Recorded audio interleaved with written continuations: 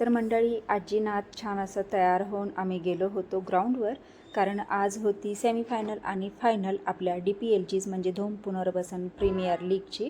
आणि याच्यामध्ये आपले संघमालक होते मदन वरखडे म्हणजेच आहो. तर तो टी शर्ट आम्ही दोघींनी घातलेला आहे आणि आम्ही दोघीही गेलो आहोत ग्राउंडवर आपल्या संघाला चेअरअप करण्यासाठी. आणि शिवाज्ञा तर बघा कशी बघते, ती तर खूप खुश होती. आणि त्यानंतर मग मॅच चालू झाली, सेमीफायनल झाल्या, त्यानंतर फायनल झाल्या आणि त्यानंतर मग त्याच्यातून मग 3 फायनलिस्ट काढण्यात आले. आणि त्या 3 फायनलिस्टमध्ये कोण कोण आहे ते आपल्याला पुढे जाऊन पाहायचंच आहे. पण आपण इथे बघूयात मुलं कशी खेळत आहेत, काय पद्धतीने खेळत आहेत आणि एवढ्या छोट्याशा गावातसुद्धा म्हणजे प्रीमियर लीग भरवणं म्हणजे किती मोठी गोष्ट आहे.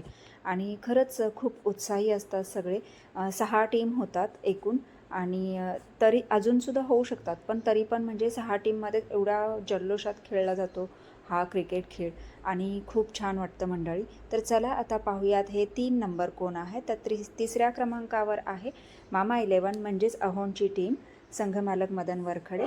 आणि द्वितीय क्रमांकावर आहे तात्या 11 म्हणजेच सोमनाथ मांढरे यांची टीम. आणि प्रथम क्रमांकावर आहे संघमालक विनोद पोळ, राजवीर 11 यांची टीम. तर अशा पद्धतीने ही 3 बक्षिसं जाहीर करण्यात आली आणि तिघेही संघमालक आपापल्या ट्रॉफीज घेऊन इथे उभे आहेत आणि त्यांचं छान इथे व्हिडिओ करण्यात आला, फोटो काढण्यात आला. गावच्या यात्रेनिमित्त दरवर्षी अशी ही DPL भरवण्यात येते आणि यावर्षीचे हे मानकरी आहेत.